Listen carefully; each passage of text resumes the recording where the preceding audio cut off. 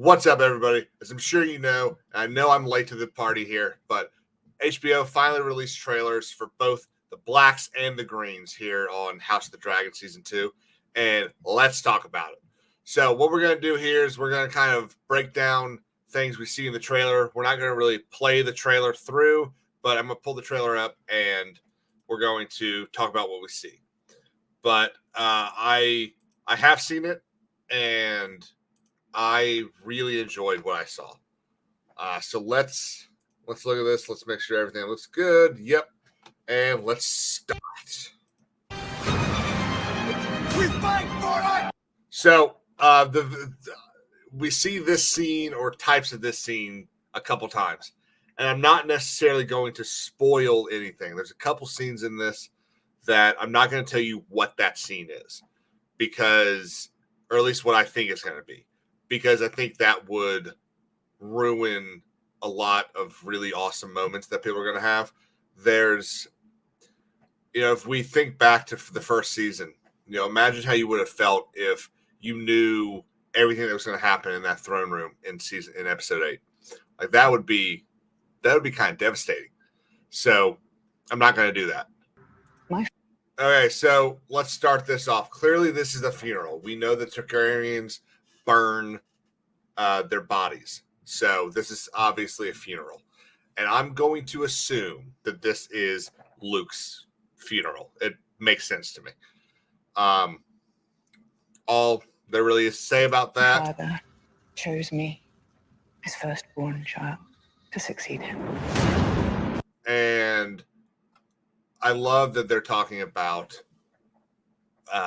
basically the big lie that the Greens are spreading.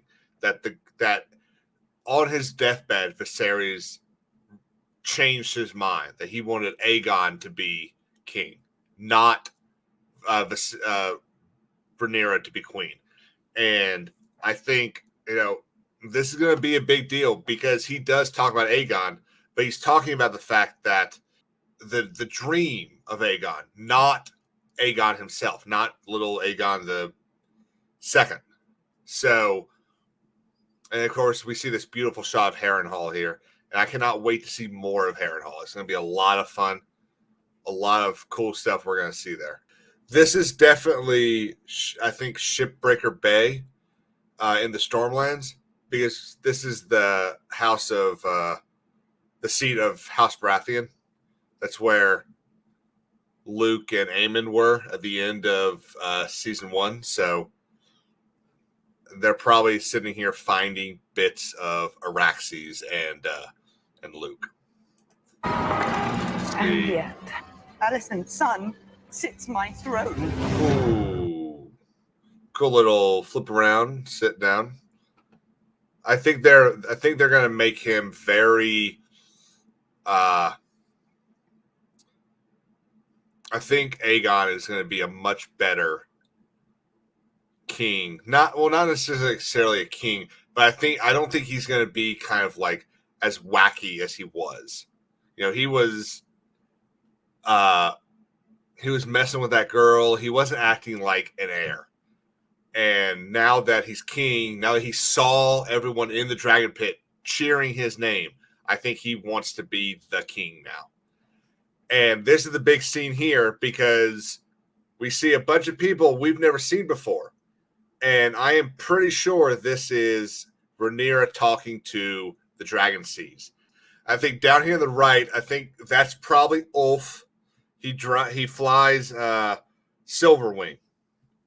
He's called Ulf the White. And with the white hair, I think that's probably a good guess.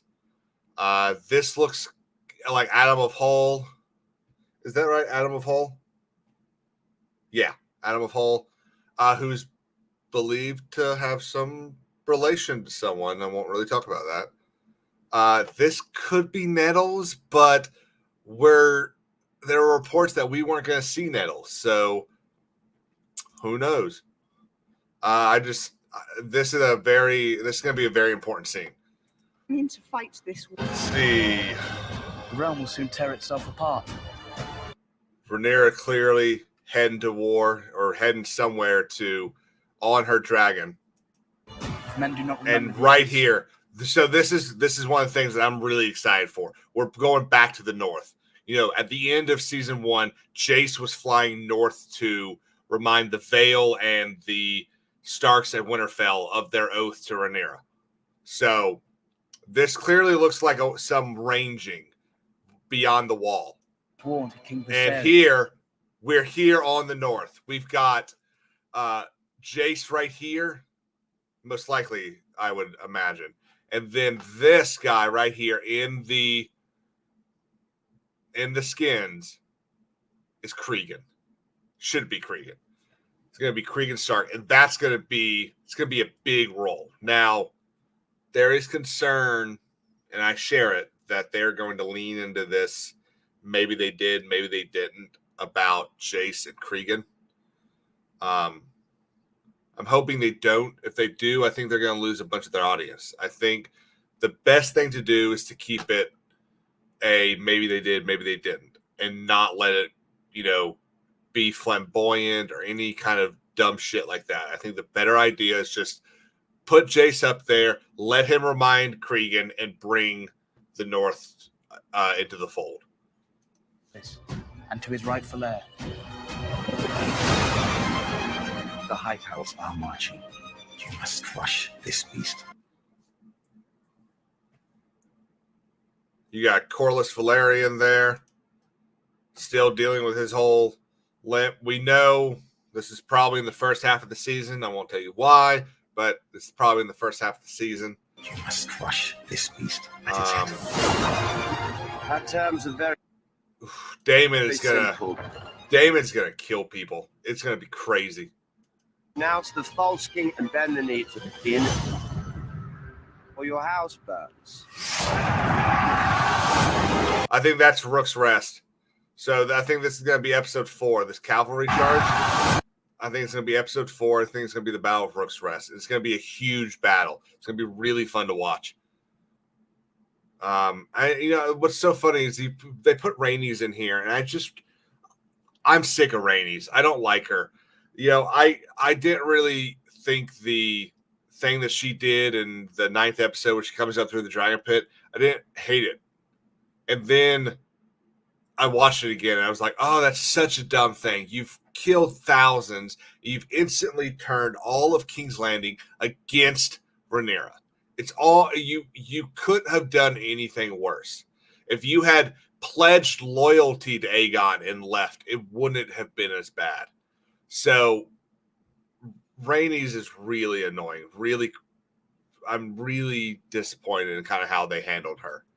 The last thing I kind of want to talk about is, as we are well aware, I think it was the 9th episode, both twins are Kingsguardsmen. They're sitting with Aegon. They're technically on Aegon's side at that moment. And you see them kind of bickering back and forth, like, this is wrong, it's the wrong person, it's not who was sworn to, and all that. And then in episode 10, we see that one of them leaves. And unfortunately, I can't remember his name. The Game of Thrones names are a lot easier to remember than the House of Dragon names right now. But he leaves, and I think what we're seeing here is, we're seeing a fight between the two of them. And I'm hoping it's better than Clegane Bowl. But yeah, that is the Black trailer. I'm super excited. I think it's going to be an amazing season. I'm still on the side of the Blacks, but guys, we're going to see things. We're going to see things in the first season. We're going to see things in this second season that I think is going to make people side with the Greens. And I'm definitely not going to. I'm excited to see these things, but it's going to be harsh. So let me ask y'all, what do you think? Are you excited for the season? What did you think of the trailers? I'm going to do another video on the Green trailer in just a sec. But I'm curious, which one's your favorite trailer? Which one do you think? Do you think they showed too many things in one trailer? I think this one is a little heavy-handed on the early part of the season. And then I do kind of think the Green is a little heavy-handed on the later part of the season. But we'll talk about that later. But yeah, as always, everyone, thanks for watching. Don't forget to like, subscribe, and follow me on Twitter at KingsAdvisors_.